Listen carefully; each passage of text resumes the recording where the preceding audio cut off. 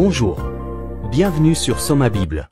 Voici le résumé de la leçon 1 de l'école du sabbat pour le deuxième trimestre de l'année 2025. Avant de commencer cette leçon, n'oubliez pas de vous abonner et de cliquer sur l'icône du pouce levé pour soutenir notre mission de diffusion de l'enseignement de la Bible dans le monde entier. Jésus revient bientôt. Le titre, quelques principes de prophétie. Texte à mémoriser. Mais que celui qui se glorifie de ce qu'il me comprend et me connaît, de ce que je suis le Seigneur, exerçant sur la terre la bonté, le droit et la justice. Car c'est en cela que je prends plaisir, dit l'Éternel. Jérémie 9, verset 24. Chers auditeurs, comme pour la plupart des autres passages de l'Écriture, les chrétiens ne sont pas d'accord sur la prophétie, ce qui convainc souvent les autres que la prophétie biblique est une perte de temps. Après tout, si les chrétiens se disputent sur chaque détail de la prophétie, quelle pourrait être sa validité? Malheureusement, de nombreux croyants commencent également à penser que certains livres de la Bible, comme l'Apocalypse, sont tout simplement incompréhensibles. Au lieu de les lire, ils les évitent, parfois encouragés par un pasteur bien intentionné qui pense que l'étude de la prophétie cause plus de problèmes qu'elle n'en résout. Il n'en a pas toujours été ainsi. Pendant les 18 premiers siècles de l'histoire chrétienne, la plupart des chrétiens étaient très à l'aise avec les prophéties bibliques, et il y avait un niveau surprenant d'accord sur les messages clés des prophéties. La prophétie biblique a fait l'objet d'un débat parmi les chrétiens, les interprétations divergentes poussant certains à la rejeter complètement.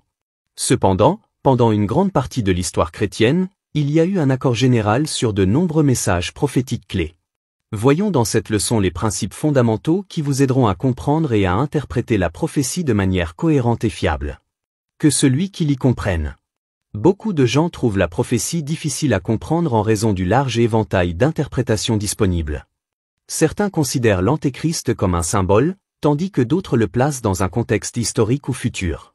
Cependant, la Bible elle-même, dans Matthieu 24, chapitre 15, et dans Apocalypse 1, encourage les chrétiens à étudier et à comprendre les prophéties. Il ne s'agit pas d'un livre de confusion, mais d'un livre par lequel Dieu communique la vérité. Les erreurs d'interprétation surviennent souvent lorsque les individus abordent la Bible sans la volonté d'écouter la voix de Dieu ou lorsqu'ils cherchent à justifier leurs propres croyances au lieu de se laisser guider par le Saint-Esprit. Dieu veut être compris. Bien que les voix et les pensées de Dieu soient plus élevées que les nôtres, il désire toujours communiquer avec nous. Bien que nous ne puissions pas tout comprendre de Dieu, il nous a révélé ce qui est essentiel au salut. La prophétie est une méthode clé par laquelle Dieu dévoile son plan de salut. La vie, la mort et la résurrection de Jésus sont des thèmes centraux de la prophétie, démontrant l'amour de Dieu et son désir de rédemption de l'humanité. Au lieu de se concentrer sur des questions sans réponse, les croyants devraient bâtir leur foi sur les vérités déjà révélées. Daniel 12, verset 4, demande à Daniel de sceller le livre jusqu'à la fin des temps, contrairement à Apocalypse 22, verset 10, où il est dit à Jean de ne pas sceller son livre. Beaucoup interprètent cela comme une indication que la compréhension des prophéties de Daniel augmenterait avec le temps.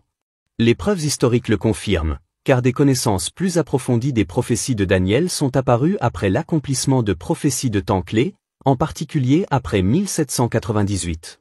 William Miller et le mouvement de l'Avent ont joué un rôle important dans la révélation de ces prophéties.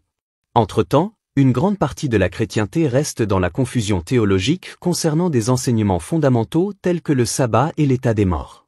L'étude de la parole. L'étude correcte des prophéties exige une approche systématique. Matthieu, chapitre 5, verset 18 et 2e.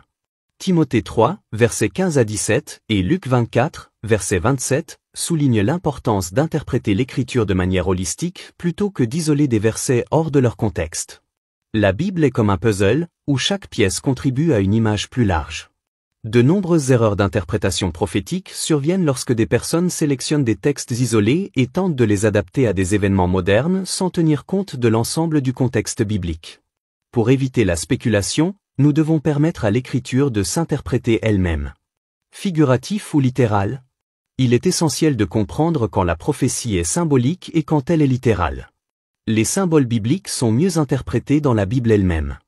Par exemple, les bêtes et les cornes de Daniel 7, verset 7, et du chapitre 8, verset 3, représentent des royaumes et des pouvoirs politiques. L'épée dans Apocalypse 1 verset 16 représente la parole de Dieu. Une femme dans le livre de l'Apocalypse, chapitre 12, verset 1, et dans Éphésiens 5, versets 31 à 32, représente l'Église. Pourquoi utiliser des symboles? Le symbolisme sert souvent de garde-fou, protégeant les croyants de la persécution. Par exemple, dans une Pierre, chapitre 5, verset 13, Pierre fait référence à Rome comme à Babylone pour éviter d'attirer directement l'attention sur l'opposition des chrétiens au gouvernement romain. Bien que certains symboles prophétiques restent obscurs, la compréhension de ceux qui sont révélés renforce la foi et approfondit la confiance en Dieu. Ellen White, dans son livre La Grande Controverse, a écrit que beaucoup ont rejeté à tort les prophéties de Daniel et de l'Apocalypse comme étant incompréhensibles. Cependant, ces livres ont été donnés pour l'instruction du peuple de Dieu, en particulier à l'approche des événements finaux. L'étude des prophéties édifie la foi en confirmant la connaissance que Dieu a de l'avenir, comme le montre Daniel 2. Pour éviter les interprétations spéculatives et trompeuses, nous devons diligemment confronter tous les enseignements à la Bible. La meilleure façon de garder les pieds sur terre est d'étudier les Écritures systématiquement et dans la prière, plutôt que de se laisser influencer par des interprétations sensationnelles. Chers auditeurs, un missionnaire nommé Tim hésitait au départ à vendre des livres chrétiens dans une région non chrétienne. Cependant, il a été étonné lorsqu'une couturière l'a reconnu dans un rêve et lui a demandé spécifiquement La Grande Controverse. Cette expérience a rassuré Tim sur le fait que Dieu précède ses ouvriers, préparant les cœurs à recevoir sa vérité. L'histoire nous enseigne la puissance de Dieu pour conduire les gens à l'Évangile, soulignant l'importance du travail missionnaire et de la diffusion de la vérité biblique. En conclusion, cette leçon nous enseigne que la prophétie n'est pas destinée à prêter à confusion, mais qu'il s'agit d'une révélation divine destinée à nous guider.